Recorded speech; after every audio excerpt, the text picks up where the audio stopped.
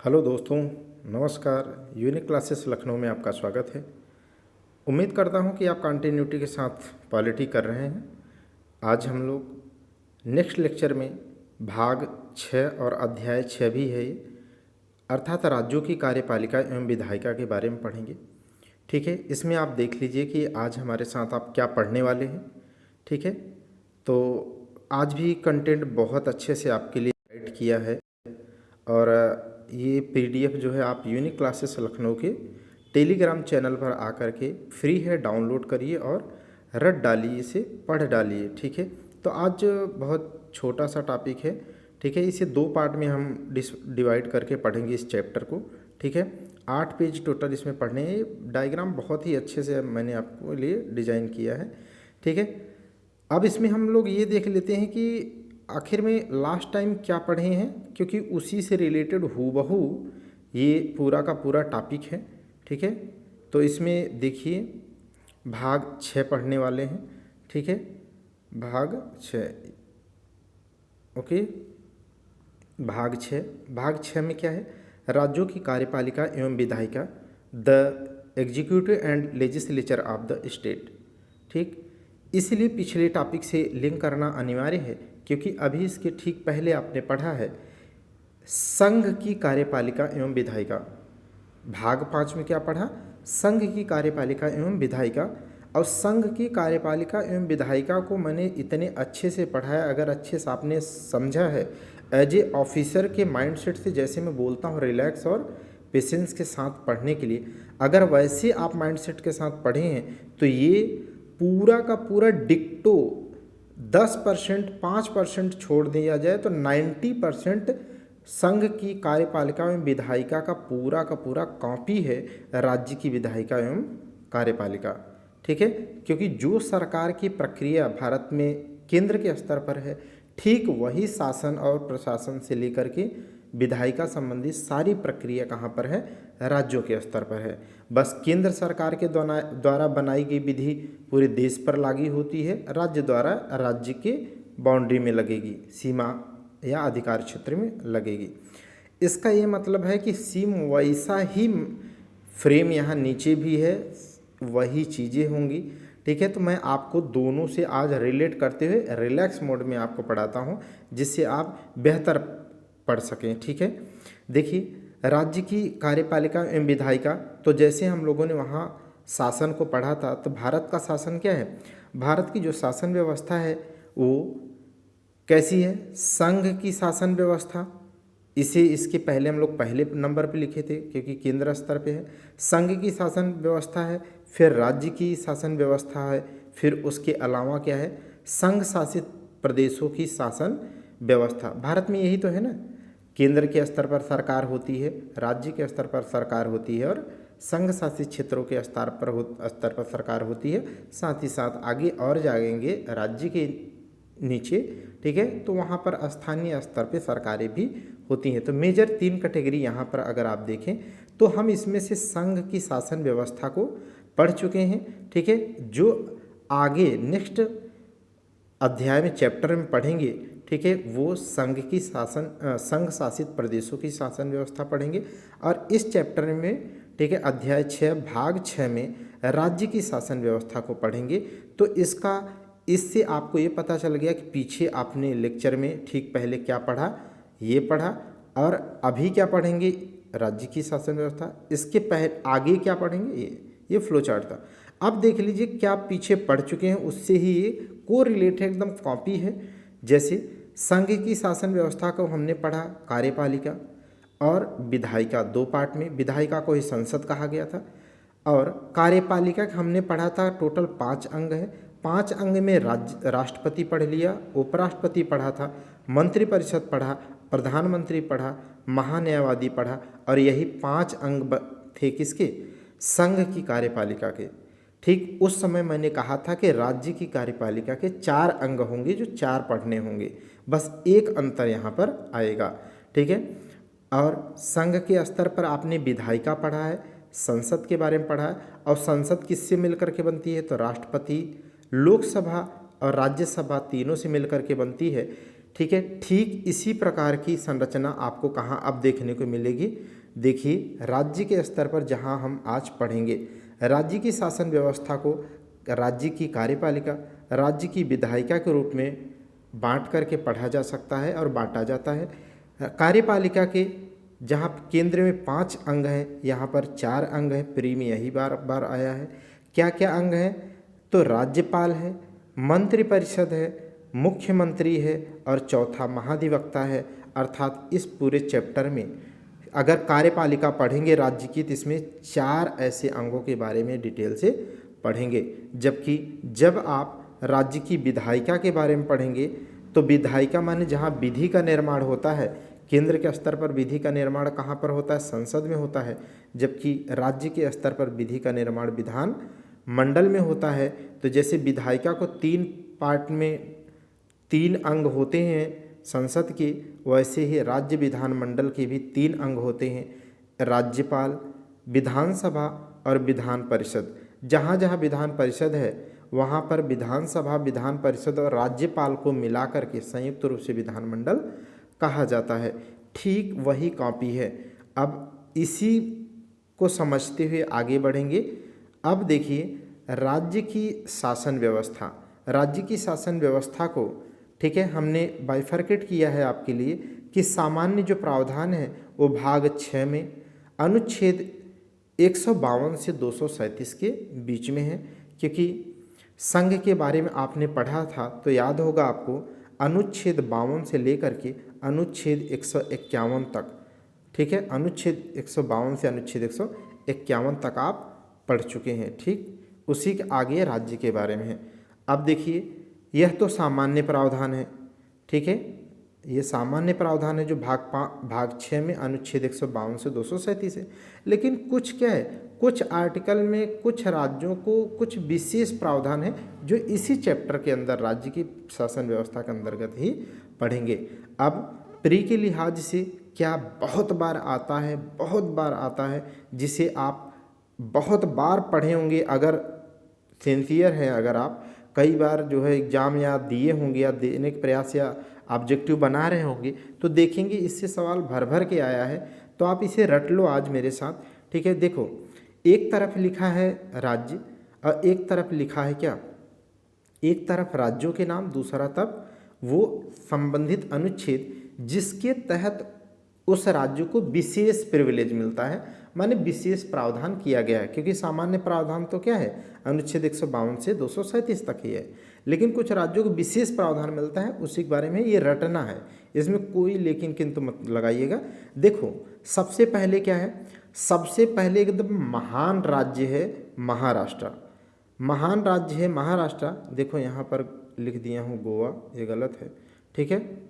महान राज्य महाराष्ट्र और गुजरात है। क्या है, महान राज्य महाराष्ट्र और गुजरात है, ठीक है। तो इनके बारे में विशेष प्रावधान किस आर्टिकल में किया गया है, तो इनके बारे में प्रावधान किया गया है अनुच्छेद 371 के बारे में।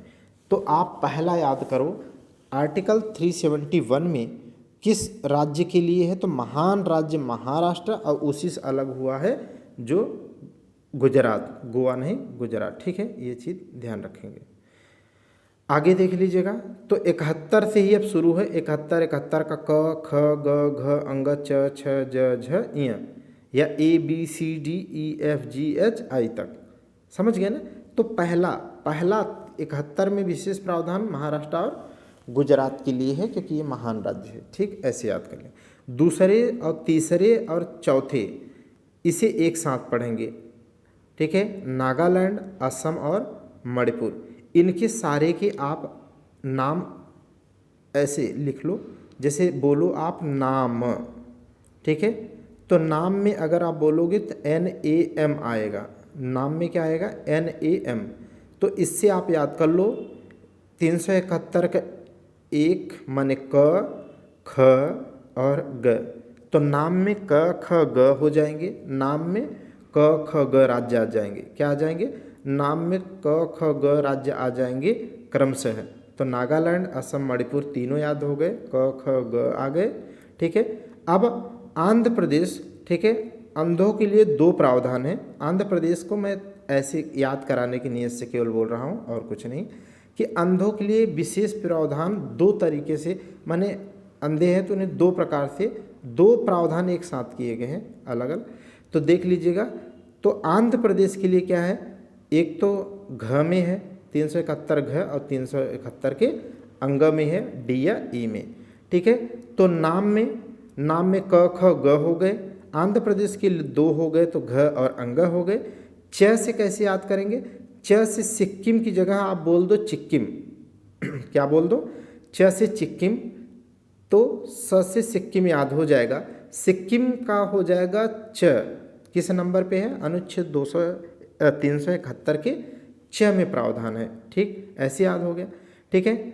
आप ये मिजोरम को याद कर लो मिजोरम को याद करने के लिए चाहे आप क्या कह लो, ठीक है, यहाँ पे 6 है या जी है तो जी मिजोरम, या मजे में याद कर लो तो मिजोरम में, ठीक है, मजे से याद कर लो तो भी आज जी आ जाएगा, या 6 याद कर लो, या आप कह लो क्या है, याद करने के लिए आप कह लो कैसे कि छमिया मिजोरम की, कहाँ की छमिया, मिजोरम की, छमिया मिजोरम की, ठीक है। तो इससे क्या है, मिजोरम की छमिया माने 6 से मिजोरम, छमिया मिजोरम की, ठीक है, तो ये याद हो गया।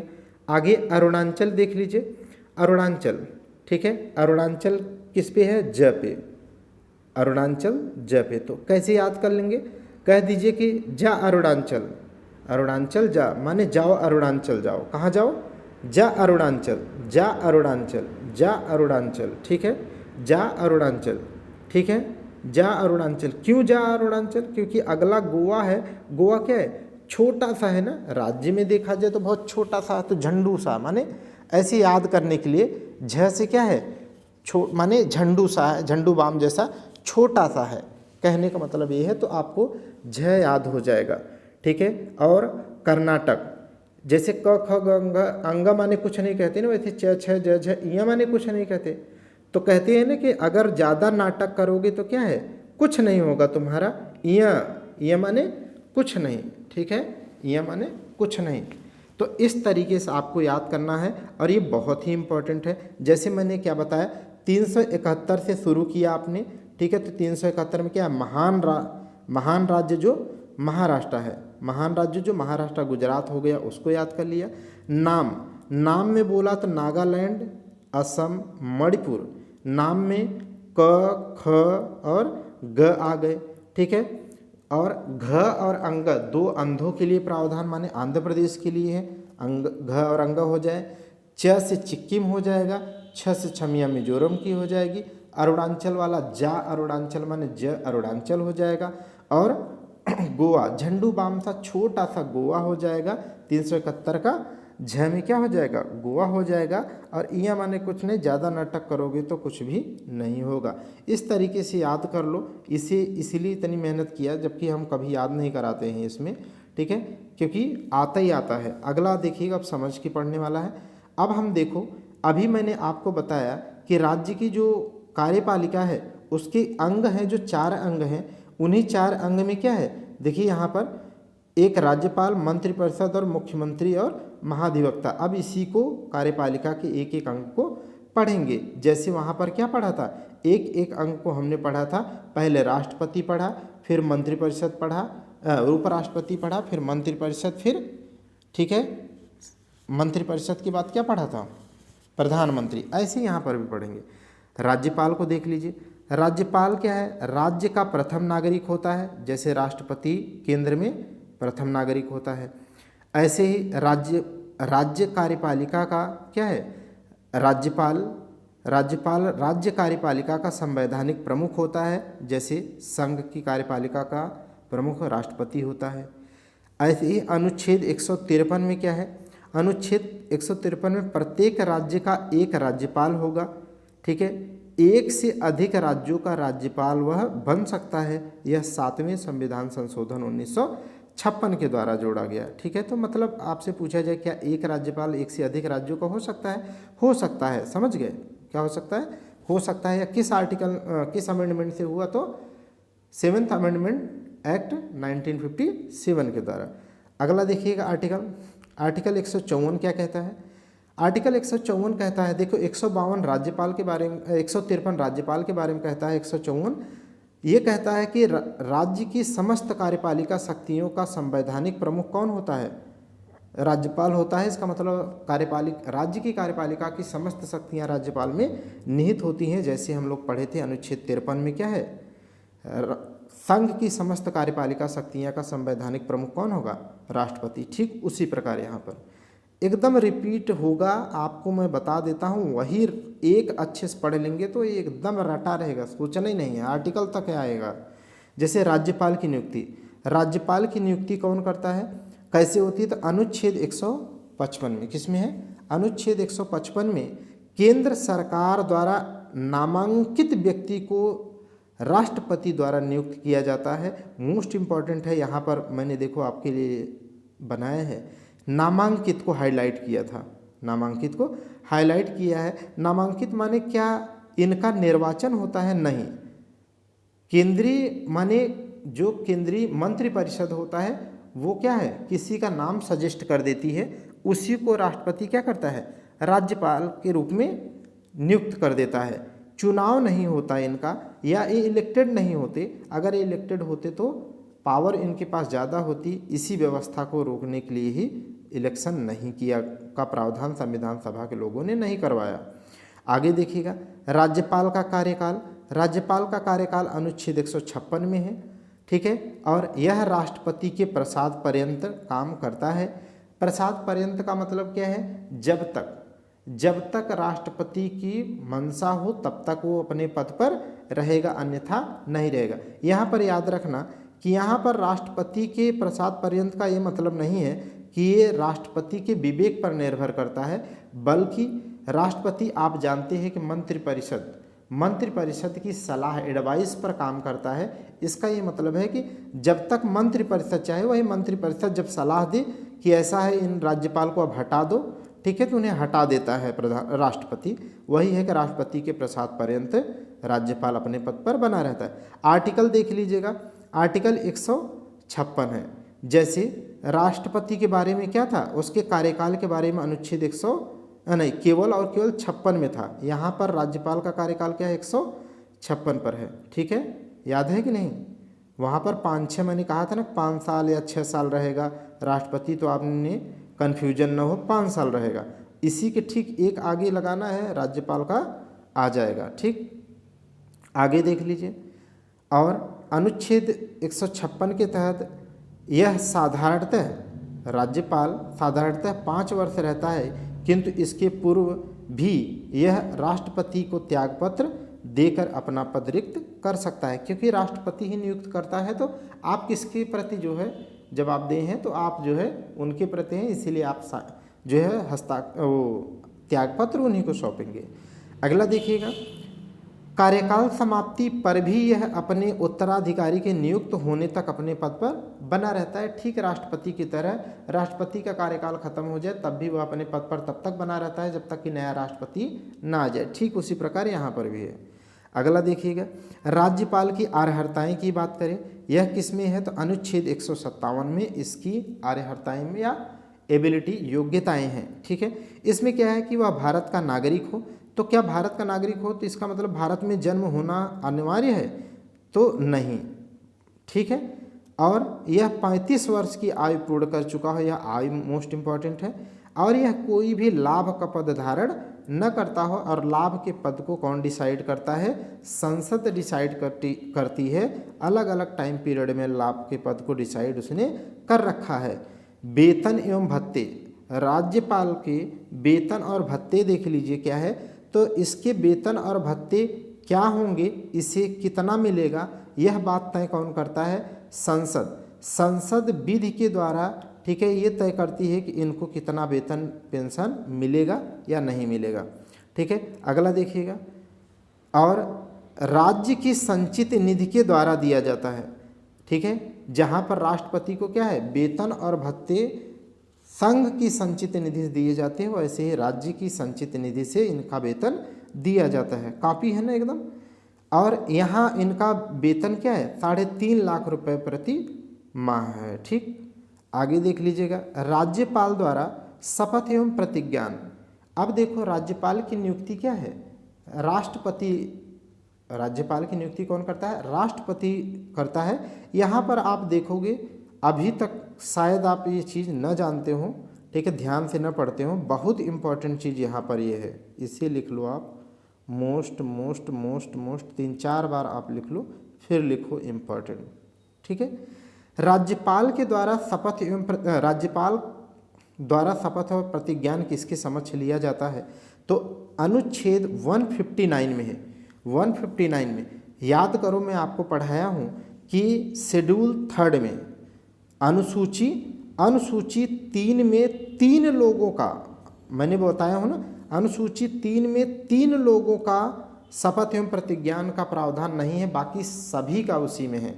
और 3 में किसका नहीं है, तो एक राष्ट्रपति का शपथ एवं प्रतिज्ञान जो 60 में है, ठीक है, अनुच्छेद 60 के तहत, और एक उपराष्ट्रपति का है, एक उपराष्ट्रपति का है, ठीक है, जो आई थिंक 69 में, और एक क्या है 159 में राज्यपाल का, 159 में राज्यपाल का शपथ एवं प्रतिज्ञान। तो अनुसूची 3 में पूछा जाता है किसका नहीं है, तो 3 में 3 लोगों का नहीं है, राष्ट्रपति, उपराष्ट्रपति और राज्यपाल।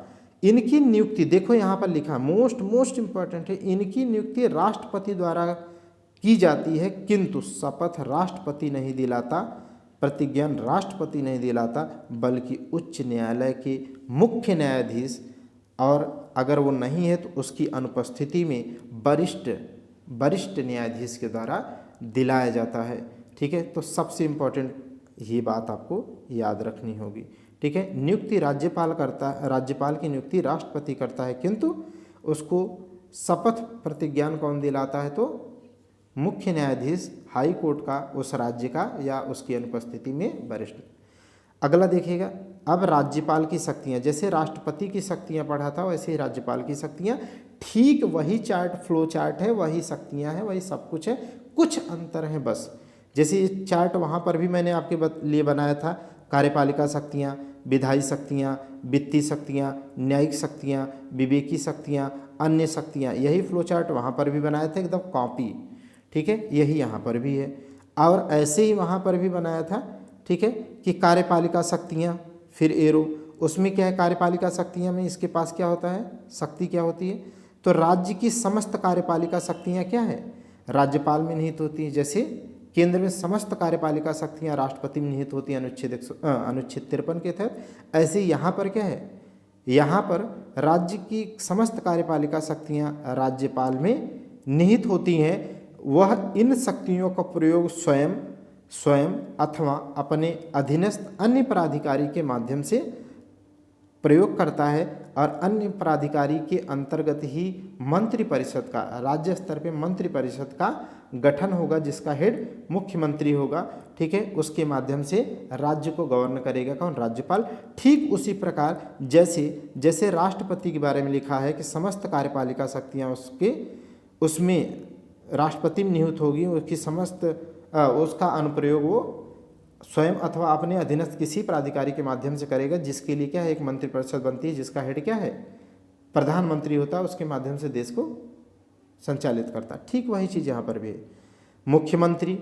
मुख्यमंत्री की नियुक्ति कौन करता है, अनुच्छेद 154 के तहत राज्यपाल करता है, और राज्यपाल की और मुख्यमंत्री की सलाह पर अन्य मंत्रियों की नियुक्ति राज्यपाल करता है। ठीक उसी प्रकार जैसे राष्ट्रपति, ठीक है, राष्ट्रपति प्रधानमंत्री की नियुक्ति करता है, और फिर प्रधानमंत्री के सलाह पर अन्य मंत्रियों को करता है, एकदम कॉपी है ना। अगला देखिएगा, मुख्यमंत्री से जानकारी मांगने का अधिकार अनुच्छेद 167 में है। ऐसे ही अनुच्छेद किसमें 78 में क्या है, प्रधानमंत्री से राष्ट्रपति जानकारी मांग सकता है। अच्छा, मैं आपको सिखाता हूँ, कुछ चीज़ें याद करेंगे तो होता जाएगा, ठीक है। देखो, जैसे 78 है, अगर केंद्र वाला अगर आपको याद हो जाए तो इससे 1 घटाना 7 लिखो, इससे 1 घटाना 6 लिखना, और 1 आगे लिख देना। तो राज्य वाले ऐसे ही, केंद्र वाले आर्टिकल रटो, राज्य वाले आर्टिकल में ऐसे 1 घटाओ और आगे लिखते जाओ, ज़्यादा करके ऐसे ही सवाल आपके आर्टिकल याद हो जाएंगे। जैसे ये बताया मैंने ना, जैसे वहाँ पर क्या है, प्रधानमंत्री से सलाह मांगने का अधिकार राष्ट्रपति को है किस आर्टिकल में? 78 में। किस में है? 78 में। तो इसमें एक घटाओ, 8 में से एक घटाओ 7 आएगा, 7 में से एक घटाओ 6 आएगा, एक आगे लिख दो तो ये आ गया ना आर्टिकल 167। ठीक इसी प्रकार से बहुत मैच करेंगे। अगला देखिएगा, उच्च न्यायालय के न्यायाधीशों की नियुक्ति में राष्ट्रपति को सलाह कौन देता है? राज्यपाल देता है। ठीक है। और देखिए, राज्य सूची तथा समवर्ती सूची के विषयों पर विधि निर्माण में क्या है? राज्यपाल का योगदान होता है। क्यों? क्योंकि राज्यपाल विधायिका का क्या होता है? अभिन्न अंग होता है। ठीक उसी प्रकार जैसे संसद का राष्ट्रपति अभिन्न अंग होने से विधि निर्माण में राष्ट्रपति का योगदान होता है, ऐसे ही राज्यपाल। आगे देखिएगा, नियुक्तियां देख लीजिए। महाधिवक्ता की नियुक्ति राज्यपाल करता है। ठीक है। और राज्य लोक सेवा आयोग के अध्यक्ष और सदस्यों की करता है। राज्य निर्वाचन आयोग के अध्यक्ष और सदस्यों की करता है। अन्य राज्य संबंधी आयोगों और सदस्यों की नियुक्ति करता है। ठीक उसी प्रकार जैसे राष्ट्रपति क्या करता है? महान्यायवादी, यहाँ पर राज्य में महाधिवक्ता होता है, वहाँ पर महान्यायवादी की नियुक्ति करता है। वहाँ पर संघ लोक सेवा आयोग के अध्यक्ष और सदस्यों की करता है। वहाँ पर क्या है? वहाँ पर भारत के निर्वाचन आयोग के सदस्यों और अध्यक्ष की नियुक्ति करता है वो। ठीक है। ऐसे अन्य आयोग जैसे उसमें भाषा आयोग है, SC ST आयोग है, ठीक है, OBC आयोग है, इन सब आयोगों के अध्यक्षों का और सदस्यों के नियुक्ति कौन करता था? राष्ट्रपति। ठीक वैसा ही यहाँ पर कॉपी है। अगला देख लीजिएगा, विधानसभा में राज्यपाल 1/6 सदस्यों का मनोनयन करता है। कैसे सदस्यों का? जो सदस्य साहित्य कला विज्ञान समाज सेवा या सहकारी आंदोलन, बस इतना अंतर है। देखो यहाँ पर सहकारी जो आंदोलन लिखा है यही अंतर है। जैसे राष्ट्रपति क्या करता है? राज्यसभा में 12 सदस्यों का मनोनयन करता है साहित्य कला विज्ञान व समाज सेवा में उत्कृष्ट योगदान देने वाले का। यहाँ पर बस इतना अंतर है कि राज्यपाल साहित्य कला विज्ञान समाज सेवा तो सही है, लेकिन आगे एक शब्द और है, सहकारी आंदोलन इत्यादि में भी योगदान करने वाले लोगों को विधान परिषद में 1/6 सदस्यों के रूप में मनोनयन, माने 1/6 सदस्यों का इस क्षेत्र से संबंधित लोगों का मनोनयन करता है। जैसे वहाँ पर राज्यसभा होती है, ऐसे ही राज्यों के स्तर पर क्या होती है? विधान परिषद होती है। ठीक है। इसीलिए वहाँ पर राज्यों में 12 सदस्यों के, यहाँ पर विधान परिषद में 1/6 सदस्यों का। ठीक है। तो एकदम कॉपी है राष्ट्रपति जैसा ही राज्यपाल, क्योंकि राष्ट्रपति की तरह राज्यपाल क्या है? राज्य का प्रथम व्यक्ति होता है, संवैधानिक सबसे प्रमुख होता है। अब देख लीजिएगा राज्यपाल की शक्तियां, जैसे राष्ट्रपति की शक्तियां पढ़ा था आपने, वैसे ही पढ़ लीजिए इसको। विधि निर्माण में, वो भी विधि निर्माण में था। अधिवेशन बुलाने तथा सत्रावसान करने में, ये रटा दिया हूँ वहाँ पर। राष्ट्रपति भी क्या है? अधिवेशन बुलाता है, बुलाने की पावर उसके पास है, और सत्रावसान करने की पावर है। ठीक है। ऐसे ही राज्य में राज्यपाल के पास है। विधानसभा को भंग करने की पावर है राज्यपाल के पास, ऐसे वहाँ पर लोकसभा को भंग करने की पावर थी उसके पास। अब वहाँ पर आर्टिकल देख लो, लोकसभा को भंग करने की आर्टिकल किस में थी? आर्टिकल 85 में था। लोकसभा भंग करने का राष्ट्रपति का अधिकार आर्टिकल केवल 85 में था। अब इसमें से एक घटाओ 4 आएगा, इसमें से 8 में से एक घटाओ 7 आएगा, और एक आगे लिख लो तो 174 आएगा। देखिए ना यहाँ पर क्या है? 174, माने यहाँ पर राज्यपाल विधानसभा भंग करने की पावर रखता है अनुच्छेद 174 में, याद हो जाएगा। आगे देख लीजिएगा, सदन को संदेश भेजने का अधिकार ठीक उसी प्रकार है जैसे राष्ट्रपति को लोकसभा के मतलब संसद के सदस्यों को संदेश भेजने का था। वहाँ पर आर्टिकल क्या है? संसद के सदनों को राष्ट्रपति के द्वारा संदेश भेजने का तो 86 है। 86 में से एक घटाओ 5 आएगा, 8 में से एक घटाओ 7 आएगा। ठीक है। नहीं, वहाँ पर क्या है? हाँ यही है, 86 है, तो एक घटाओगे तो 175 आएगा। देखो एक एक घटाते जाओगे, 86 में एक घटाओगे 5 आएगा, उधर 8 में से एक घटाओगे 7 आएगा, और एक आगे लिख देना 175 आ गया। तो इस तरीके से आपको आर्टिकल वहाँ रटना है, यहाँ काम हो जाएगा। जैसे वहाँ पर विशेष अभिभाषण करने का शक्ति रखता है राष्ट्रपति, ऐसे ही राज्यपाल यहाँ रखता है। उसका आर्टिकल वहाँ पर क्या है? 87 है। 87 में से आप 1 घटाओ तो यहाँ 6 आएगा, 8 में से 1 घटाओ तो 7 आएगा, 1 आगे लिख लो तो 176 में आ गया। बात वही है, पूरे कॉन्सेप्ट वही है, आर्टिकल भी सिमिलर है, ठीक है। अगर आप अच्छे से वहाँ पढ़े हैं, जितनी मेहनत से पढ़ाए हो तो यहाँ समझ में आ जाएगा। जैसे वहाँ पर धन विधेयक को छोड़ करके अन्य किसी भी विधेयक पर पुनर्विचार हेतु राष्ट्रपति सदन को वापस भेज सकता था, ठीक उसी प्रकार यहाँ राज्यपाल राज्य विधानमंडल को भेज सकता है, लेकिन धन विधेयक को नहीं भेज सकता। क्यों? क्योंकि धन विधेयक पर पेश करने के पहले पूर्व अनुमति आपसे ले ली जाती है, इसीलिए आप पुनर्विचार हेतु वापस नहीं कर सकते हैं, ठीक है। आगे देखिएगा, राज्यपाल की वित्तीय शक्तियाँ भी ठीक उसी प्रकार हैं जैसे राष्ट्रपति के पास लोकसभा संसद में है, मतलब संघ में है, केंद्र स्तर पे। वार्षिक वित्तीय विवरण या बजट प्रस्तुत कराने का काम कौन करता है? राष्ट्रपति करता है। ऐसे राज्यों में कौन करता है? राज्यपाल करता है, ठीक है, अनुच्छेद 202 के तहत। ऐसे ही देखिएगा, राज्यपाल की पूर्व अनुमति के बिना भी धन विधेयक प्रस्तुत नहीं किया जा सकता है, जैसे वहाँ पर राष्ट्रपति के बिना पूर्व अनुमति के धन विधेयक नहीं प्रस्तुत किया जा सकता था। यहाँ पर देखिएगा, आकस्मिक निधि पर प्रत्यक्ष नियंत्रण किसका होता है? राज्य की आकस्मिक नीति पर राज्यपाल का होता है, जबकि केंद्र की आकस्मिक निधि पर किसका होता है? राष्ट्रपति का होता है। आगे देखिएगा, विभिन्न आयोगों और महालेखा परीक्षक अर्थात कैग की रिपोर्ट को विधानमंडल के समक्ष रखवाने की शक्ति किसके पास है? राज्यपाल के है। जैसे राष्ट्रपति क्या है? विभिन्न आयोगों जैसे संघ लोक सेवा आयोग, कैग की रिपोर्ट, भाषा आयोग, SC/ST आयोग, इन सब की रिपोर्ट को क्या है? संसद की पटल पर रखवाता था, ऐसे ये विधानमंडल की पटल पे राज्यपाल रखवाता है। सेम सब पावर है। न्यायिक शक्तियों की बात करें तो थोड़ा सा पावर चेंज हो जाएगा। न्यायिक शक्तियों की बात करें तो यह अनुच्छेद 161 के तहत राज्यपाल को क्षमा दान जैसी शक्तियाँ प्राप्त हैं। आर्टिकल देख लीजिए, वहाँ पर राष्ट्रपति को अनुच्छेद 72 के तहत क्षमादान की शक्तियाँ हैं। इसमें से 1 घटाइए तो क्या आएगा? 1 आएगा, 7 में से 1 घटाएंगे 6 आएगा, 1 आगे लिख लो तो ये वाला आर्टिकल आ गया 161, ठीक है। उसमें भी सेम यही बात थी, यही फ्लो चार्ट बनाया था। क्षमादान किया जा सकता है, प्रविलंब किया जा सकता है, विराम और परिहार किया जा सकता है, सस्पेंड किया जा सकता है कुछ टाइम के लिए, और लघुकरण उसकी प्रकृति में चेंज कर दिया जा सकता है। अगर कोई मृत्युदंड पाया है तो आजीवन कारावास में बदल सकता है। और इसके बारे में देखो, इन सब ये जो भी मैंने लिखा है 4-5 पॉइंट, ये इनके बारे में मैंने वहाँ पर पिछले ही लेक्चर में डिटेल से पढ़ा है, इसीलिए वहाँ पर आप पढ़ लेंगे, ठीक है। क्यों इसको रिपीट करें? आगे क्या अंतर आएगा, जो पढ़ना है रटना है वो देखेंगे। देखिए यहाँ पर क्या है, राज्य निर्वाचन आयोग की सिफारिश पर राज्य विधान मंडलों के सदस्यों को अयोग्य ठहराने की शक्ति अनुच्छेद 192 के तहत किसको है? राज्यपाल को है। क्या एकदम सेम पावर है क्या वैसी जैसे राष्ट्रपति को थी? हम आपको बताते हैं, याद हो जाएगा आपको, ठीक है। ध्यान से केवल समझो, सब कुछ याद हो जाएगा, ठीक। जैसे वहाँ पर लिखा था अनुच्छेद 103 के तहत, ठीक है, राष्ट्रपति संसद के सदस्यों को अयोग्य ठहराएगा, लेकिन उसके लिए क्या है? निर्वाचन आयोग या चुनाव आयोग की सिफारिश पर ही कर सकता है, ठीक है। वही चीज़ यहाँ पर क्या है?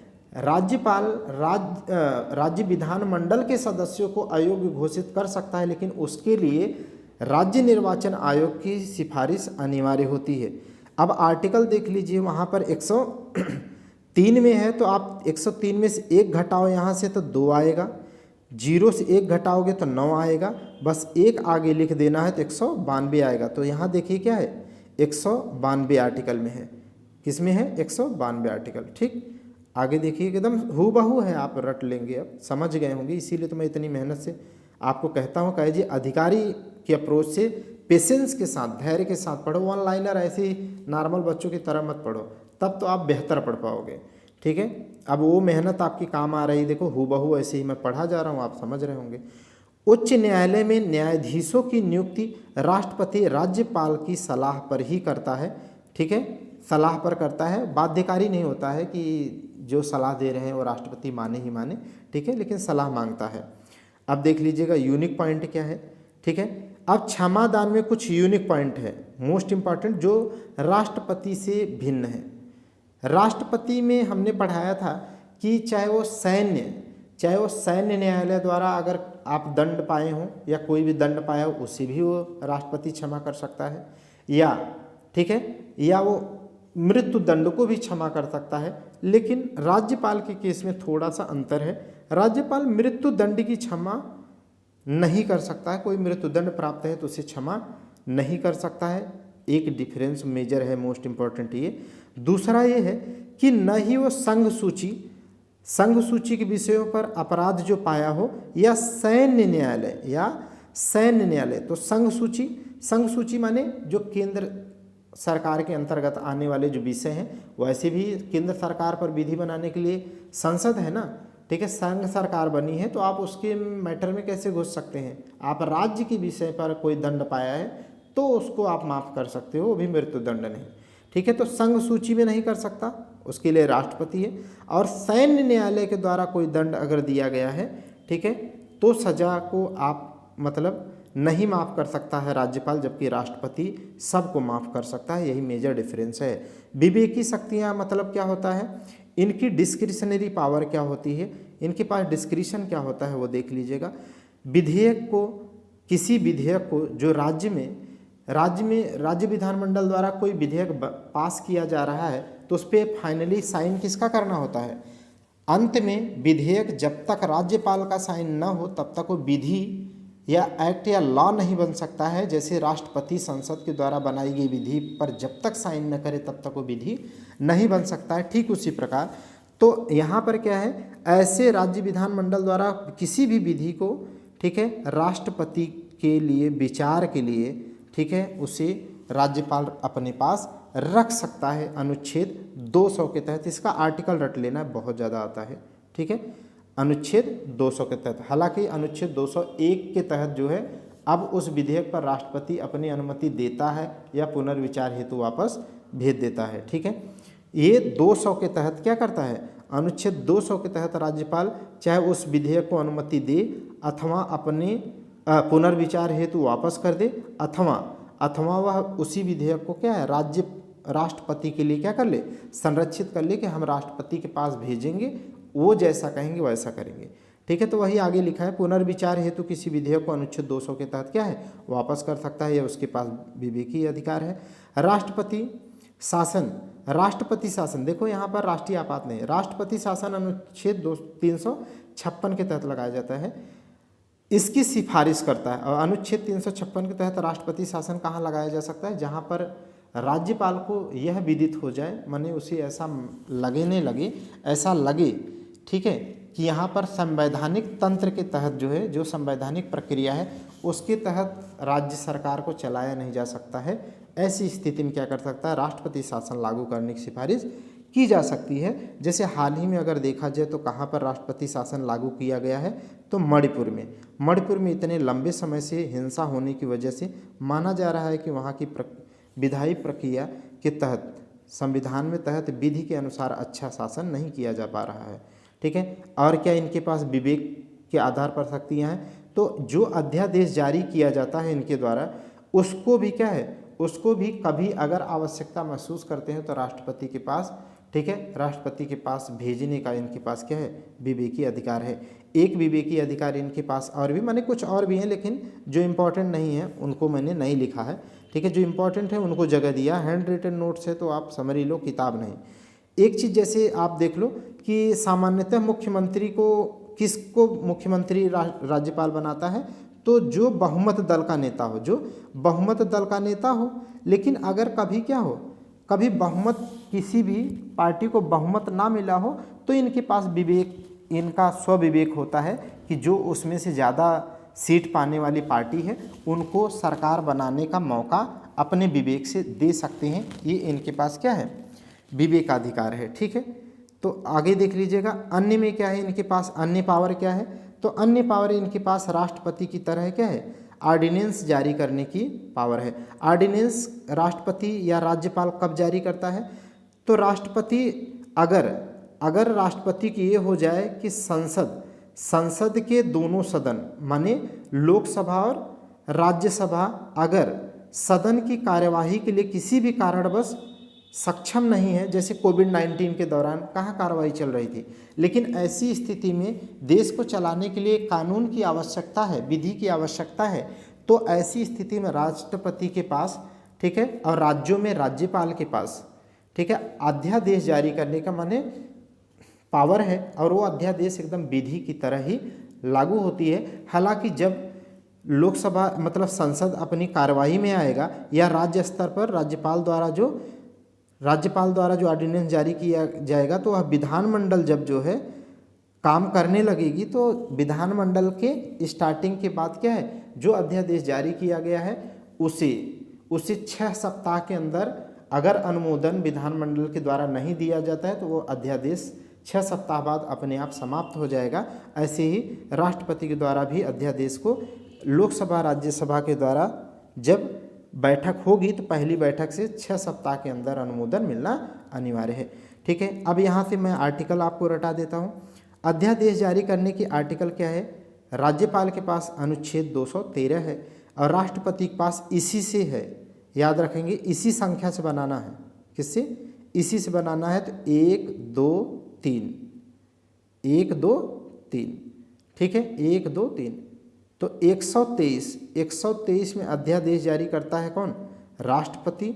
और इसी से बनाओ 213, तो उससे अध्यादेश जारी कौन करता है?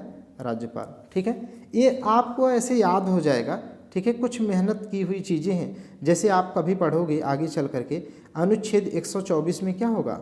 अनुच्छेद 124 में सुप्रीम कोर्ट का गठन होगा। ठीक है, और इसी से बनाएंगे, ठीक है, 214, ठीक है, ये हाई कोर्ट के बारे में होगा, हाई कोर्ट की गठन के बारे में। ठीक है, हाई कोर्ट की व्यवस्था की बात करेगा। इसी से 214 से बनाएंगे जब, ठीक है, ठीक है, तो 241 है। 241 क्या है? जो संघ शासित प्रदेश हैं उनके न्यायालयों की बात करता है। ठीक है, तो ऐसे आर्टिकल जो कुछ मेहनत किए हैं वो मिल जाते हैं। आप मेहनत करेंगे, कुछ बनता है, हिसाब किताब याद हो जाता है। अब देखिए राज्य का मंत्रिपरिषद, पहला अंग आपने पढ़ लिया राज्य की कार्यपालिका का जो राज्यपाल है। अब दूसरा आप पढ़िए राज्य मंत्रिपरिषद, फिर मुख्यमंत्री पढ़ेंगे, फिर आगे चल करके महाधिवक्ता पढ़ेंगे। तो राज्य मंत्रिपरिषद की बात करें तो वहाँ पर जैसे केंद्र में मंत्रिपरिषद था, याद है आपको? मंत्रिपरिषद के माध्यम से राष्ट्रपति केंद्र में क्या है, अपने पावर को यूज करता था। ऐसे यहाँ पर भी राज्यपाल क्या है, राज्यपाल समस्त कार्यपालिका शक्तियाँ राज्यपाल में निहित होती हैं, वह अपने स्वयं अथवा अन्य पदाधिकारियों के माध्यम से इनका प्रयोग करता है, ठीक राष्ट्रपति की तरह। तो ये अपने प्रयोग के लिए क्या बनाया है, प्राधिकारी किसको बनाया है? मंत्रिपरिषद को बनाया है। अब मंत्रिपरिषद का हेड कौन होता है? मुख्यमंत्री। राज्य के मंत्रिपरिषद का मुख्यमंत्री होता है। ऐसे केंद्र या संघ के स्तर पर कौन था? मंत्रिपरिषद का हेड पीएम था। तो अब एकदम वही स्ट्रक्चर तो है। यहाँ देखिए राज्य मंत्रिपरिषद का गठन क्या है, मुख्यमंत्री और अन्य मंत्रियों से मिलकर बनता है। जैसे वहाँ पर प्रधानमंत्री और अन्य मंत्रियों से मिलकर बनता है। मुख्यमंत्री का आर्टिकल क्या है, 124 के तहत मुख्यमंत्री है। और वहाँ पर किस आर्टिकल में प्रधानमंत्री था? तो अनुच्छेद 75 में। एक यहाँ से घटाओ 4 लिखोगे, 7 में से घटाओगे 6 लिखोगे, एक आगे लिखो 164 आ गया, तो आर्टिकल भी रट जाएगा। लेकिन मंत्रिपरिषद जैसे वहाँ वैसे यहाँ पर भी है, मुख्यमंत्री और अन्य मंत्री। ठीक है, तो मुख्यमंत्री क्या होता है? मुख्यमंत्री की नियुक्ति राज्यपाल, अभी बताया कि बहुमत दल के नेता जो होता है उसी को मुख्यमंत्री नियुक्त कर देता है। और अन्य मंत्रियों की नियुक्ति कौन करता है? बताया हूँ कि मुख्यमंत्री के कहने पर, उसी की सलाह पर, उसी के कहने पर क्या है, अन्य मंत्रियों की नियुक्ति राज्यपाल के द्वारा किया जाता है। जैसे राष्ट्रपति प्रधानमंत्री को पहले नियुक्त करता है, उसकी ही सलाह पर अन्य मंत्रियों की नियुक्ति कर देता था। ठीक वही नोट देख लीजिएगा। मंत्रिपरिषद का आकार, मंत्रिपरिषद का आकार कितना होगा?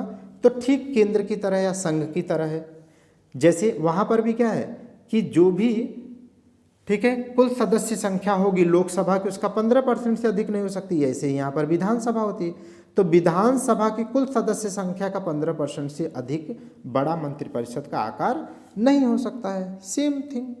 ठीक है, और यहाँ पर एक चीज़ अलग ये है कि जो छोटे राज्य हैं, क्या है, जो छोटे राज्य हैं, ठीक है, जहाँ पर सदस्यों की संख्या कम है, वहाँ पर ये कह दिया गया है कि उनकी अधिकतम संख्या इस 15% के हिसाब से नहीं बल्कि अधिकतम संख्या वहाँ पर 12 हो सकती है। कितनी हो सकती है?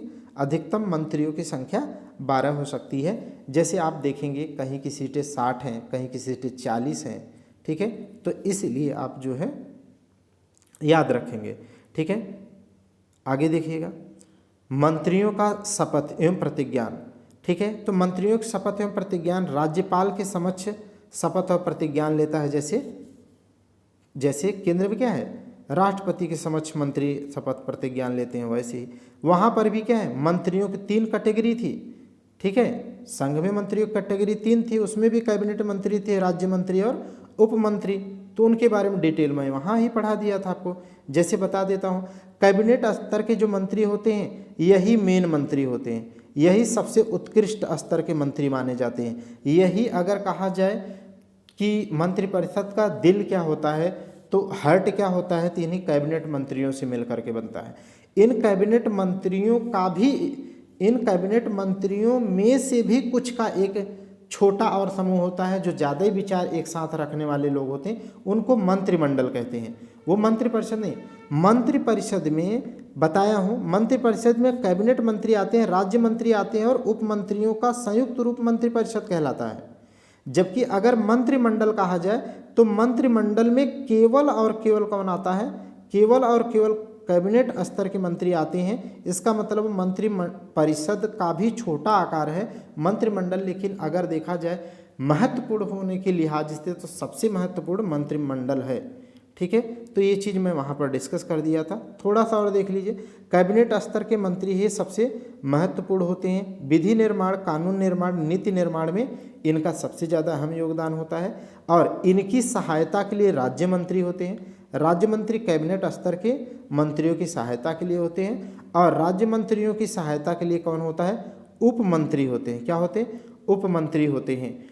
और क्या बात है कि कैबिनेट स्तर के मंत्रियों को ही तो मंत्रालय दिया जाता है, चाहे मत्स्य मंत्रालय हो जाए, चाहे कृषि मंत्रालय हो जाए, रक्षा मंत्रालय हो जाए, विदेश मंत्रालय हो जाए, वो कैबिनेट स्तर के मंत्री होते हैं। लेकिन कुछ राज्य मंत्री ऐसे भी होते हैं जिन्हें स्वतंत्र प्रभार, माने उन्हें भी स्वतंत्र प्रभार दिया जाता है, माने एक प्रॉपर विल जो है मंत्रालय दे दिया जाता है। जब उन्हें ऐसा मंत्रालय दे दिया जाता है तो राज्य मंत्री क्या है, कैबिनेट मंत्री के पूरे विशेषाधिकार और वेतन भत्ता एवरीथिंग उनको तब कैबिनेट जैसा मिलता है, ठीक है।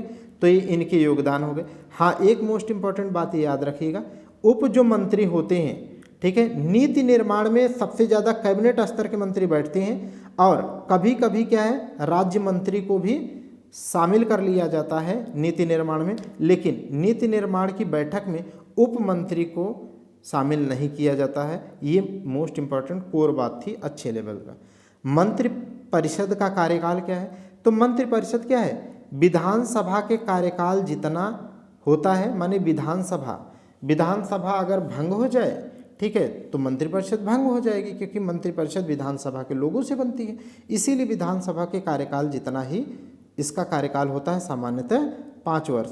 ठीक उसी प्रकार जैसे लोकसभा के कार्यकाल तक ही मंत्रिपरिषद का संघ में होता है। लोकसभा डिजॉल्व माने मंत्रिपरिषद संघ की डिजॉल्व, वही बात तो है यहाँ पर। विधानसभा में विश्वास प्राप्त होने तक, जैसे लोकसभा में जब तक मंत्रिपरिषद को विश्वास प्राप्त हो तब तक मंत्रिपरिषद संघ में रहता था, ऐसे यहाँ पर लोकसभा की तरह क्या होता है, विधानसभा का जब तक विश्वास है मंत्रिपरिषद को तब तक मंत्रिपरिषद रहेगी, नहीं डिजॉल्व हो जाएगी। ठीक, आगे देखिएगा, मंत्रिपरिषद का सामूहिक उत्तरदायित्व, ठीक उसी प्रकार वहाँ की तरह यहाँ पर भी है कि मंत्रिपरिषद क्या है, लोकसभा, जैसे वहाँ पर मंत्रिपरिषद लोकसभा से मिलकर बनती थी ना, लोकसभा के सदस्यों से, ऐसे यहाँ पर विधानसभा सदस्यों से बनती है, लोकसभा की तरह विधानसभा। तो विधानसभा के प्रति मंत्रिपरिषद क्या हो जाएगी, इन्हीं से बनी है, इन्हीं के प्रति क्या हो जाती है, जवाबदेह होती है। और कैसी, सामूहिक माने समझा चुका हूँ। इसका मतलब ये है कि अगर 50 मंत्री हैं, 50 मंत्रियों का मंत्रिपरिषद है, और अगर इसमें से किसी एक मंत्री के प्रति अगर निंदा प्रस्ताव पारित हो जाए, किसी एक मंत्री के प्रति क्या हो जाए, निंदा प्रस्ताव अगर पारित हो जाए सदन में, ठीक है, तो माना जाएगा कि 50 के 50 के अगेंस्ट वो क्या है, निंदा प्रस्ताव है, इसका मतलब मंत्रिपरिषद को क्या होना पड़ेगा, त्याग पत्र देना पड़ेगा। इसका मतलब यही है कि उन जितने भी मंत्रियों का मंत्रिपरिषद का समूह हो मंत्रियों का, उनमें से एक लोग काम करें और चाहे सभी लोग काम करें, माना जाएगा कि वो काम सबके मन के हिसाब से ही, सर्व की सम्मति से ही हो रहा है। ठीक है, ये इंपॉर्टेंट है सामूहिक उत्तरदायित्व का मतलब। आगे देख लीजिएगा मुख्यमंत्री। अब देखिए कार्यपालिका का अगला अंग, कार्यपालिका का पहला अंग आपने क्या पढ़ा, राज्यपाल, दूसरा मंत्रिपरिषद और तीसरा गला सूख जा रहा है गर्मी की वजह से, फैन भी नहीं चला सकते। ठीक है, अब यहाँ पर तीसरा अंग पढ़िए राज्य की कार्यपालिका का, अनुच्छेद 164 बता चुका हूँ।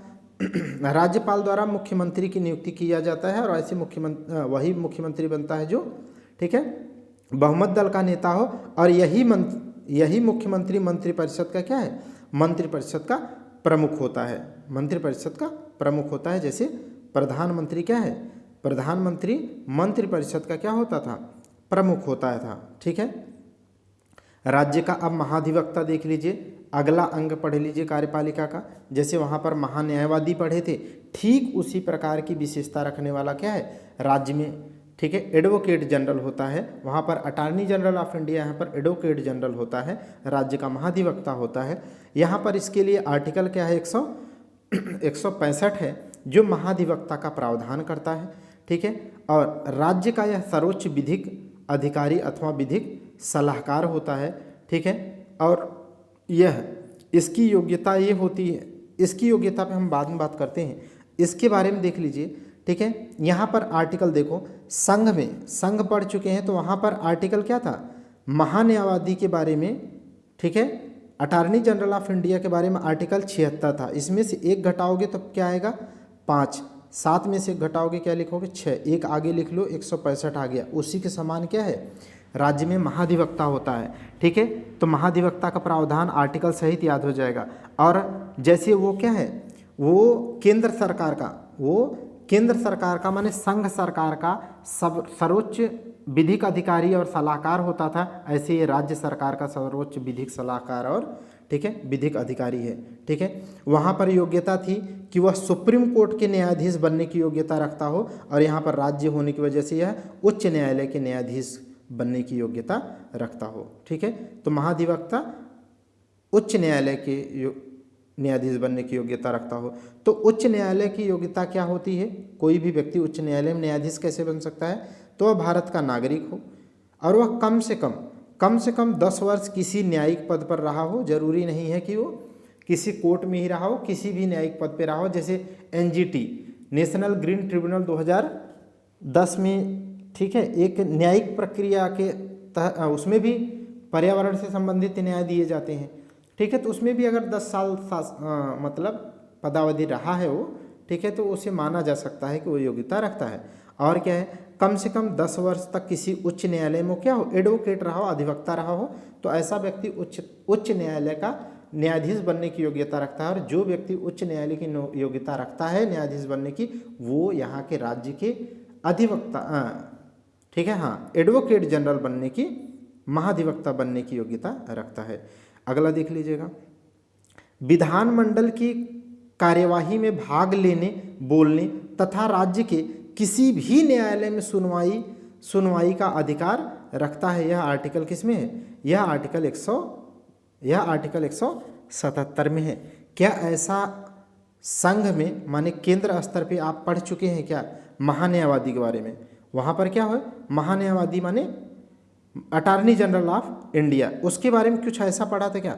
बिल्कुल, उसके बारे में भी पढ़ा था कि वह क्या है, संसद की किसी भी सदन में वो कार्रवाई में भाग ले सकता है, बोल सकता है, अपने विचार रख सकता है। बस वो सदन का सदस्य न होने की वजह से वो वोट नहीं डाल सकता, बस ऐसे ये भी वोट नहीं डाल सकता। बाकी सदन में राज्य विधानमंडल माने राज्य विधानसभा और विधान परिषद के किसी भी सदन में वो जाकर के बोल सकता है, अपनी बहस कर सकता है, अपनी बात रख सकता है, बस सदस्य न होने की वजह से वोट नहीं डाल सकता। एकदम कॉपी है। वहाँ पर भी क्या है कि वो जो महान्यायवादी होता है वो किसी भी न्यायालय में अपनी बात रखने सरकार की बात रखने के लिए क्या है, फ्री होता है, ठीक है। ऐसे ये क्या है, महाधिवक्ता राज्य स्तर पर किसी न्यायालय में की सुनवाई में भाग लेने, बात रखने की क्या है, इसके पास अधिकार है। अब आर्टिकल आपको रटा देता हूँ, ये महान्यायवादी कहीं भी बोल सकता, कहीं भी जा सकता था, ठीक है। तो वो किस आर्टिकल में था, तो वो आर्टिकल 88 में था। 88 के तहत तो किसी सदन में जा सकता, बोल सकता, किसी न्यायालय में भाग ले सकता है, सुनवाई कर सकता है। अब इससे एक घटाओ तो 7 आएगा, 8 से एक घटाओगे फिर 7 आएगा, एक आगे लिख लो 177 आ गया ना 177, ठीक है। तो इस तरीके से आर्टिकल भी आपको रट जाएंगे। आगे देख लीजिएगा, अब हम पढ़ेंगे राज्य विधान मंडल। राज्य विधान मंडल, अच्छा राज्य विधान मंडल किसके बराबर होता है, जैसे राज्य की, जैसे संघ की कार्यपालिका पढ़ लिए थे आप 5 अंग, उसके बाद क्या है संघ की विधायिका, विधायिका माने संसद जहाँ विधि निर्माण होता है, ठीक उसी प्रकार यहाँ पर क्या है पढ़ेंगे, पढ़ चुके। राज्य की कार्यपालिका जिसके 4 अंग आप पढ़ चुके, राज्यपाल, मंत्रिपरिषद, मुख्यमंत्री और महाधिवक्ता, 4 अंग कार्यपालिका पढ़ लिए, कार्यपालिका खत्म हो गया। अब क्या पढ़ेंगे, विधायिका, क्या पढ़ेंगे, विधायिका। तो विधायिका क्या होती है, जहाँ विधि निर्माण होती है, ठीक है, जहाँ विधि निर्माण होती है। तो यहाँ जहाँ विधि निर्माण होती है, विधायिका को यहाँ पर क्या कहा जाता है, विधान मंडल, क्या कहते हैं, विधान मंडल। जैसे संघ में केंद्र सरकार, केंद्र के स्तर पर क्या बोलते हैं, संसद, ऐसे यहाँ पर विधान मंडल। जैसे संसद किससे मिल करके बनती है, संसद जैसे राष्ट्रपति को, राष्ट्रपति लोकसभा और राज्यसभा को मिल करके बनती है, ठीक उसी प्रकार यहाँ पर विधि बनाने वाली संस्था राज्य विधान मंडल किससे मिलकर बनती है, राज्यपाल, विधान परिषद और विधान सभा से मिलकर के बनती है। राज्यपाल पढ़ चुके इसलिए इधर लिख दिया हूँ। विधान परिषद आप पढ़ोगे, विधान परिषद पढ़ोगे और विधानसभा पढ़ोगे, तो विधानसभा पहले पढ़ोगे इसलिए मैंने इस किनारे पर लिखा है आपके लिए यहाँ पर, ठीक है। तो विधानमंडल का मतलब समझ गए। अब कभी कहे कि विधानमंडल के किसी भी सदन में, तो आपके दिमाग में आना चाहिए विधानसभा या विधान परिषद की बात कर रहा है। जैसे संसद के किसी सदन में बैठने बोलने की बात, तो इसका मतलब लोकसभा और राज्यसभा किसी की बात कर रहा है। तो अब हम विधानमंडल जब बोले तब विधानसभा विधान परिषद दोनों, ठीक है, दोनों की बात कर रहा हूँ। अगर इंडिविजुअल करना होगा तो विधानसभा यूज किया जाएगा शब्द और विधान परिषद किया जाएगा, ठीक है। तो क्या कहा जा सकता है कि विधानमंडल या विधि निर्माण वाली संस्था जो विधानमंडल है उसका अभिन्न अंग राज्यपाल है, तो है, ठीक है। जैसे संसद का अभिन्न अंग कौन है, राष्ट्रपति होता है, बिना उसके साइन की विधि नहीं बनती है, एक्ट नहीं बनता, वैसे यहाँ पर भी है, राज्यपाल के बिना साइन किए आप ये दोनों अगर विधि बना भी दे तो विधि बनेगी ही नहीं, क्योंकि तब तक विधेयक रहेगा। अब हम देख लें यहाँ पर मोस्ट इम्पॉर्टेंट आपके लिए फ्लो चार्ट एक बनाया है बहुत, जैसे हम मेंस में लिखते हैं, ठीक है, ठीक उसी प्रकार से ये फ्लो चार्ट डायग्राम आपको देखने को मिलता है। तो आज भारत में कुल कितने राज्यों में विधान परिषद है, तो कुल 6 राज्यों में विधान परिषद है, जिसकी ट्रिक मैंने आपके लिए बनाई है, ठीक है। जैसे टकुम्बा, आप ऐसे बोल लो, सामान्यतः बोलो बार बार टकुम्बा टकुम्बा टकुम्बा, और टकुम्बा लिखते वक्त क्या है, TKUMBA लिख लेना, टकुम्बा। अगर टकुम्बा लिख लिए तो टी से तेलंगाना हो जाएगा, टी से, ठीक है, टी से तेलंगाना, के से कर्नाटक, यू से उत्तर प्रदेश, एम से महाराष्ट्र, बी से बिहार, ए से आंध्र प्रदेश। टकुम्बा से आपको याद हो जाएगा 28 राज्यों में तो विधानसभा हैं, ठीक है, विधानसभाएं हैं, लेकिन 6 ऐसे राज्य हैं जहां विधानसभा के साथ साथ विधान परिषद भी है। विधान परिषद कैसी होती है, जैसे संघ स्तर पे राज्यसभा होती है, ठीक उसी प्रकार एक अस्थाई सदन विधान परिषद होता है, जो आगे पढ़ेंगे। तो कुल कितने राज्यों में विधान परिषद हैं, 6 राज्यों में। क्या ट्रिक है, टकुम्बा टकुम्बा, टकुम्बा से क्या है, तेलंगाना, कर्नाटक, उत्तर प्रदेश, महाराष्ट्र, बिहार और आंध्र प्रदेश से है, ठीक है। तो अब इसके बारे में आगे पढ़ेंगे, लेकिन अब यहाँ क्या पढ़ने वाले हैं, विधानसभा। विधानसभा संघ में जो चैप्टर पढ़ चुके हैं उससे किस प्रकार सिमिलर है, तो जैसे लोकसभा है ठीक वही चीज, कॉमन सिंपल राज्य स्तर पर यही है, एकदम कोई अंतर नहीं, कॉपी है, जैसे नाम तक कॉपी है, देखो, ठीक है। अभी आप नाम भी पढ़ेंगे, इसका एकदम कॉपी है। अच्छा, विधानसभा कुल कितने हैं, तो 28 राज्य हैं, तो 28 राज्यों में विधानसभा तो है ही है, लेकिन 3 ऐसे केंद्र शासित प्रदेश भी वर्तमान में हैं जहां पर जहाँ पर क्या है विधानसभा का प्रावधान है, जैसे जम्मू कश्मीर में है, जैसे जम्मू कश्मीर में है, दिल्ली में विधानसभा और पुदुचेरी में विधानसभा है। दिल्ली, पांडिचेरी और जम्मू कश्मीर में विधानसभा का प्रावधान है। ठीक है, तो विधानसभा कुल कितनी हो गई? 28 राज्यों में हो गई और 3 केंद्र शासित प्रदेशों में है।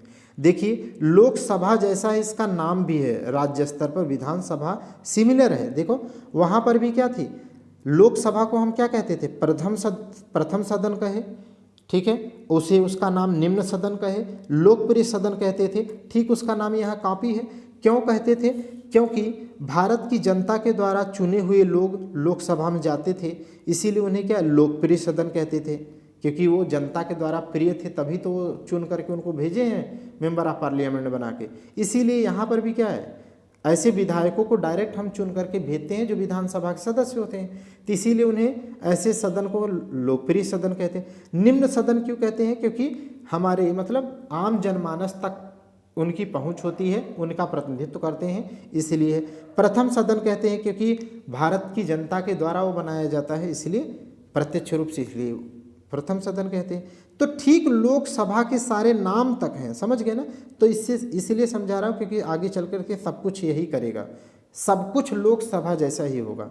जनता द्वारा प्रत्यक्ष निर्वाचित प्रतिनिधियों के समूह से ही क्या बनता है?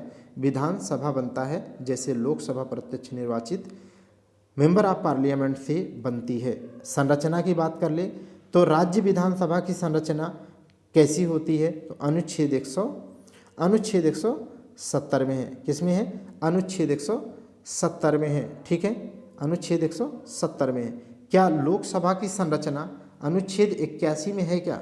अगर 81 में होगा तो 1 घटाओगे 0 आएगा, 7 8 में से 1 घटाओगे 7 आएगा, 1 आगे लिख लोगे तो ये आ जाएगा। ठीक है, आगे देखिए संरचना या संगठन विधानसभा की क्या है? प्रत्येक राज्य की विधानसभा के गठन का प्रावधान, ठीक है, अनुच्छेद 170 में दे रखा है। और क्या हो सकता है?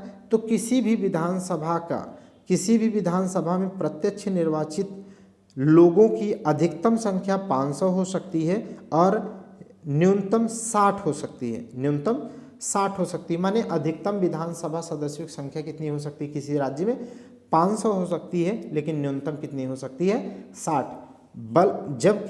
जबकि कुछ ऐसे राज्य अपवाद स्वरूप हैं जहां पर विधानसभा सीटें क्या हैं? 60 से कम हैं। जैसे सिक्किम में 32 हैं, गोवा में 40 हैं, मिजोरम में 40 हैं, पुदुचेरी में 30 हैं। पुदुचेरी में 30 हैं। ठीक है, ये आपको रटा होना चाहिए। सिक्किम 32, गोवा 40, मिजोरम 40 और पुदुचेरी 30। ठीक है, इससे मैंने आपके लिए क्या देखो 60 किया है। पुदुचेरी को अगर कहा जाए तो यह न्यूनतम सदस्य वाला केंद्र शासित राज्य है, जबकि अगर राज्य में पूछ ले कि न्यूनतम सदस्य वाला राज्य कौन सा है, तब कौन सा हो जाएगा? अनुच्छेद 371 के तहत सिक्किम आ जाएगा, है ना? अभी याद किए थे ना? ठीक है, ऐसे सिक्किम। ठीक है, तो 32 है। हाँ, और सर्वाधिक विधानसभा सीटों वाला कौन सा राज्य है? तो उत्तर प्रदेश जिंदाबाद, 403 सीटें। ठीक है, याद आया ना? अभी आप एक चीज़ और पढ़े थे, उससे कोरिलेट कर देता हूँ। अभी आप ठीक पीछे पढ़े थे ना इसी में, ठीक है, कि किसी भी तरीके से मंत्रियों का मतलब मंत्रिपरिषद का आकार 15% विधानसभा सदस्यों से 15% से ज़्यादा नहीं हो सकती। जबकि कुछ राज्यों में क्या था, कुछ राज्य जो आकार में छोटे हैं वहाँ पर अधिकतम 12 सदस्यों तक का मंत्रिपरिषद हो सकता है। तो वो कौन कौन से ऐसे राज्य हैं? देखिए, जहाँ पे सीटों की संख्या काफ़ी कम है, ऐसे है ना? ठीक है, तो यहाँ पर क्या है, 12 सदस्य हो सकते हैं। यही बात समझा रहा था, कोरिलेट करना था। अगला देखिएगा, सदस्यों का निर्वाचन देख लीजिए। ठीक है, तो ठीक लोकसभा सदस्यों की तरह वयस्क मताधिकार पर उनको भी चुनते थे, यहाँ पर भी विधायक को चुनेंगे। यहाँ पर विधानसभा का जो प्रत्येक सदस्य चुना जाता है वो एटलीस्ट जो है 75,000 जनसंख्या पर एक विधायक होता है। माने कम से कम 75,000 जनसंख्या का प्रतिनिधित्व एक विधायक करता है, ये बात है। नोट की बात कर लीजिए। नोट में क्या है, आंग्ल भारतीयों का मनोनयन जो अनुच्छेद 333 में था वो अब नहीं है। ठीक है, हम बता चुके हैं लोकसभा में भी, लोकसभा में अनुच्छेद 331 के तहत और राज्य विधानसभाओं में अनुच्छेद 333 के तहत क्या है, आंग्ल भारतीयों के मनोनयन की बात प्रावधान था, जिसे हम बता चुके हैं, जिसे 104 जिसे 104वें संविधान संशोधन 2019 के द्वारा क्या कर दिया गया, समाप्त कर दिया गया है। वही बात यहाँ पर लिखी है। अब एक मोस्ट इम्पॉर्टेंट चीज़ यहाँ पर लिखी है, जम्मू कश्मीर ऐसा केंद्र शासित प्रदेश है या विधानसभा वाला ऐसा केंद्र शासित प्रदेश है जहाँ पर विधानसभा में दो महिलाओं के वहाँ के, ठीक है, उपराज्यपाल के द्वारा क्या है, मनोनीत करने का प्रावधान है। मोस्ट इम्पॉर्टेंट है, ठीक है। सदस्यों की योग्यताएं देख लीजिए, ठीक वैसे ही है। सदस्यों की योग्यताएं अनुच्छेद, ठीक है, 173 में है। वह भारत का नागरिक होना चाहिए और कम से कम आयु क्या होनी चाहिए, 25 वर्ष पूर्ण होनी चाहिए। जैसे लोकसभा में क्या है, वह भारत का नागरिक हो, कम से कम वह उसकी उम्र क्या हो, 25 वर्ष हो, और क्या था, वह कोई लाभ का पद धारण न करता हो, ठीक है, वो लाभ का पद धारण न करता हो, ठीक है, वो भ्रष्टाचार में जो है, चुनाव की प्रक्रिया में भ्रष्टाचार में लिप्त ना हो, ठीक है, वो भी यहाँ पर भी है। तो जो लिख चुके हैं कॉमन है, उसे नहीं लिखा हूँ, ठीक है। आगे देख लीजिएगा, विधानसभा का देखो, आपको ये बहुत अच्छे से मैं समझा रहा हूँ, लेकिन इसे आप इसके ठीक पहले वाले लेक्चर जो पार्ट 5 है ना, यूनियन लेजिस्लेचर और यूनियन एग्जीक्यूटिव माने संघ की कार्यपालिका और विधायिका, अगर उसे आप अच्छे से पढ़ लेंगे तो इस चैप्टर को, इस यूनिट को पढ़ना ही नहीं है। बस जहाँ जहाँ अलग है वहाँ एक स्टार लगा लेना, बाकी से पढ़ना ही नहीं भाई। केवल एक आपको यूनिट पढ़ना है, 5 वाली, ठीक है। ये तो केवल औपचारिकता हो जाएगी। विधानसभा का कार्यकाल देख लीजिए, तो अनुच्छेद 172 के तहत विधानसभा का कार्यकाल क्या होता है, तो विधानसभा का कार्यकाल प्रथम बैठक से 5 वर्ष, मुख्यमंत्री की सलाह पर क्या है, इसे समय पूर्व भंग भी किया जा सकता है, और आपात की स्थिति में 1 वर्ष के लिए विधानसभा का कार्यकाल बढ़ाया भी जा सकता है, ठीक है। तो क्या लोकसभा में ऐसा कुछ पढ़े थे क्या, बिल्कुल पढ़े थे। लोकसभा का कार्यकाल जब पढ़े थे तब उसमें भी पढ़े थे कि लोकसभा का कार्यकाल, लोकसभा की प्रथम बैठक से 5 वर्ष होती है, और प्रधानमंत्री की सलाह पर ठीक है, लोकसभा को अनुच्छेद 85 के तहत क्या किया जा सकता है, समय पूर्व राष्ट्रपति के द्वारा डिजॉल्व किया जा सकता है। वही चीज़ यहाँ पर लिखा है, मुख्यमंत्री की सलाह पर विघटित किया जा सकता है लोकसभा को, ठीक है। लोकसभा विघटित होती थी, राज्यसभा नहीं, परमानेंट हाउस होता था। ऐसे यहाँ पर विधानसभा विघटित की जा सकती है, जबकि विधान परिषद अस्थायी सदन रहेगा, ठीक है। ठीक वही चीज़ें हैं, वहाँ पर भी लोकसभा में क्या था, 1 साल के लिए आपात स्थिति में कार्यकाल को बढ़ाया जा सकता है। ठीक उसी प्रकार यहाँ पर भी प्रावधान है, आपात स्थिति में 1 वर्ष के लिए कार्यकाल बढ़ाया जा सकता है, ठीक है। और ये कार्यकाल कैसे बढ़ाया जा सकता है, वहाँ पर भी है संसद की विधि द्वारा, यहाँ पर भी संसद विधि द्वारा क्या कर सकती है, 1 वर्ष के लिए बढ़ाने का प्रावधान कर सकती है। अगला देखिएगा, विधानसभा के पदाधिकारी ठीक उसी प्रकार जैसे संसद के पदाधिकारी थे, ठीक है, जैसे लोकसभा के पदाधिकारी थे, क्योंकि विधानसभा लोकसभा की तरह होती है ना, तो विधानसभा लोकसभा की तरह होती है, तो उसमें भी लोकसभा में भी अध्यक्ष थे, स्पीकर और उपाध्यक्ष थे, डिप्टी स्पीकर, यहाँ पर भी होंगे।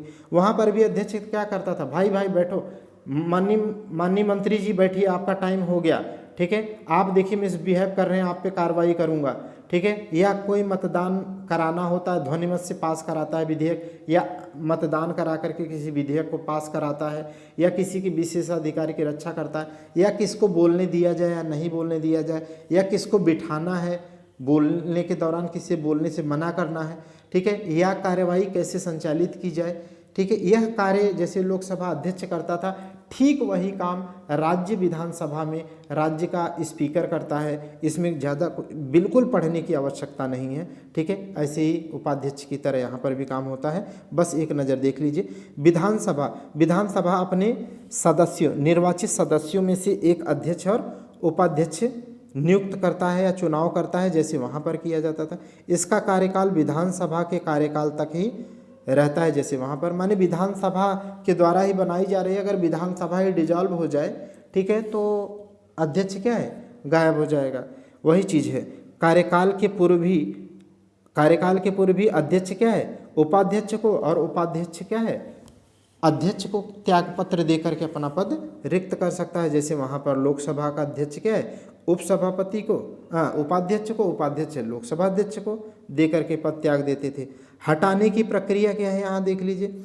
हटाने की प्रक्रिया ये है विधानसभा अध्यक्ष और उपाध्यक्ष को कि 14 दिन पूर्व उनको क्या है, लिखित रूप में सूचना दे दीजिए कि आपके हटाने की प्रक्रिया में प्रारंभ करने वाला हूं सदन में, ठीक है। तो उसे सूचित करके विधानसभा के द्वारा साधारण बहुमत से प्रस्ताव पारित कर दीजिए, तो ठीक है, प्रस्ताव पारित कर दीजिए तो अध्यक्ष या उपाध्यक्ष को हटाया जा सकता है। जैसे लोकसभा अध्यक्ष को भी क्या है, 14 दिन पूर्व आप उसको क्या है सूचना दे दीजिए, उसके बाद में जो है लोकसभा में साधारण बहुमत से विधेयक पारित कर दीजिए, वो अपने पद से त्यागपत्र उसको देना पड़ेगा, ठीक है। अगला देखिएगा, अध्यक्ष के कार्य एवं शक्तियाँ। तो लोकसभा अध्यक्ष के समान, मैंने एकदम वही लिख दिया है, सेम जितनी बातें मैं बोला, ठीक है, सारी लोकसभा अध्यक्ष के समान ही है, ठीक है। तो कुछ जो पढ़ने लायक रिवीजन के लिए है, बाकी लिखा है उसमें, वहाँ पढ़े हैं आप। धन विधेयक को विनिश्चय कौन करता है, धन विधेयक है, कोई विधेयक धन विधेयक है अथवा नहीं है तो अध्यक्ष ही तय करता था वहाँ पर भी, तो यहाँ पर भी अध्यक्ष ही तय करेगा कि कोई विधेयक धन विधेयक है या नहीं है। और सदन की कार्यवाही का संचालन क्या है, लोकसभा में लोकसभा अध्यक्ष करता था, यहाँ पर कौन करेगा, राज्य विधानसभा में अध्यक्ष करेगा, ठीक है। निर्णायक मत वहाँ पर भी क्या है, अगर पक्ष विपक्ष के वोट बराबर हो जाए तो ऐसी स्थिति में कास्टिंग वोट या निर्णायक मत कौन देता था, लोकसभा अध्यक्ष देता था। ऐसे यहाँ विधानसभा में अगर पक्ष विपक्ष के वोट क्या हो जाए, बराबर हो जाए, तो ऐसी स्थिति में निर्णायक मत क्या है, कौन दे सकता है, विधानसभा अध्यक्ष दे सकता है, ठीक है। तो इस तरीके से जो है आप ठीक भाग 5 में जो संघ की कार्यपालिका और विधायिका है, ठीक उसी तरह राज्य में है। आगे क्या पढ़ेंगे मैं आपको बता चुका हूँ, ठीक है, फ्लो चार्ट में। तो एक पार्ट और इसका आएगा, उसके बाद में ये चैप्टर खत्म हो जाएगा। इसे PDF लेकर के आप पढ़ लीजिए। और ठीक है, यूनिक क्लासेस पे आपको कंटिन्यू मटेरियल मिल रहे हैं, ठीक है। अगर अच्छा लगता है तो अब आप शेयर करेंगे तो बहुत मोटिवेशन मिलेगा, एनर्जी मिलती है आपका कमेंट देख करके। जैसे एक लोगों ने राजस्थान से कमेंट किया था, बहुत बेहद खुशी हुई, ठीक है। जो फैक्ट हैं उन्हें आप रट लीजिएगा, जैसे ये आर्टिकल है, ठीक है। तो ऐसे ही कंटिन्यूटी के साथ जुड़े रहिए, हम कंटिन्यूटी के साथ आपके साथ जुड़े रहेंगे। और हिस्ट्री बहुत अच्छे टीचर जो गवर्नमेंट ऑलरेडी सिलेक्टेड हैं, अमर सर, उनके द्वारा पढ़ाई जा रही है, ठीक है। जल्द ही 2 सर और लोग जुड़ने वाले हैं जो अभी एक तरीके से पाइपलाइन में हैं, जो कंटेंट तैयार कर रहे हैं ताकि वो कंटिन्यूटी के साथ जुड़ सकें, ठीक है। तो आप अब यूनिक क्लासेस पे कंटिन्यूटी के साथ जो है सब्जेक्ट पढ़ पाएंगे, ठीक है। तो आज के लिए हम लोग यहाँ पर रुकते हैं। Thank you class.